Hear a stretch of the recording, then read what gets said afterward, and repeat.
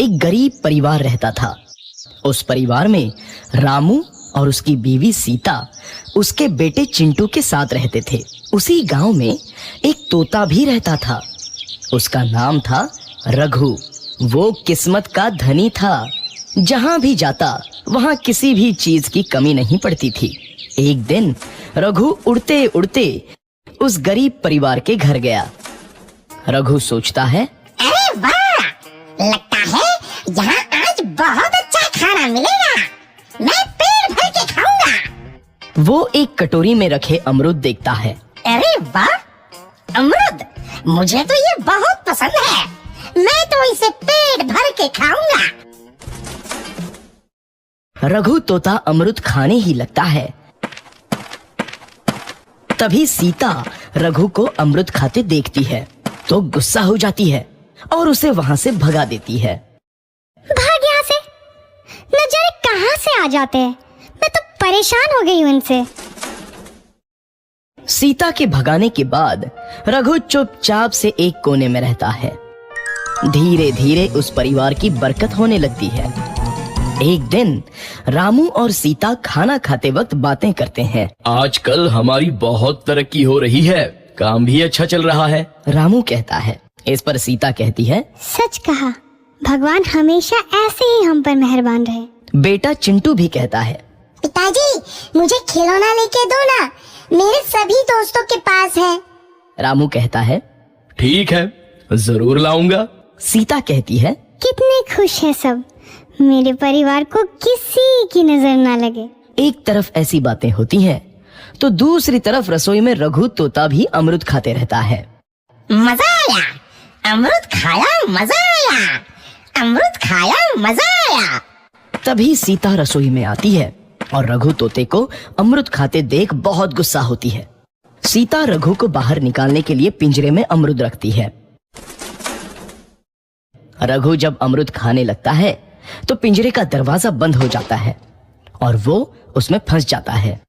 मुझे बाहर निकालो, मैं यहाँ फंस गया हूँ, मुझे बचाओ। अगले दिन सीता पिंजरा उठाकर बाहर दूर उस रघु को छोड़ देती है। रघु के जाते ही उनके घर आई बरकत धीरे धीरे कम हो जाती है। उन्हें बहुत घाटा होता है। सीता कहती है, ये क्या हो रहा है, अचानक इतना कैसे बदल गया? अभी तक तो सब कुछ अच्छा चल रहा था।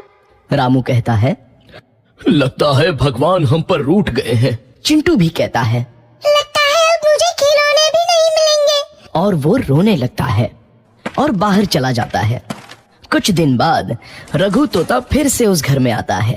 वापस आया, मैं वापस आया, अब मैं जमकर अमरूद खाऊंगा। रघु सीधा रसोई घर में चला जाता है और अमरूद खाने लगता है। कुछ देर बाद सीता रसोई में आती है और रघु को देख कहती है, एक तो घर में पहले से इतनी दिक्कत चल रही है और ऊपर से ये तोता मुझे और परेशान कर रहा है।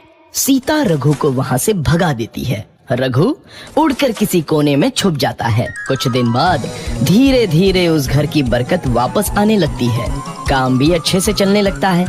एक रात जब रघु तोता अमरूद खाने जाता है तो पिंजरे में फंस जाता है।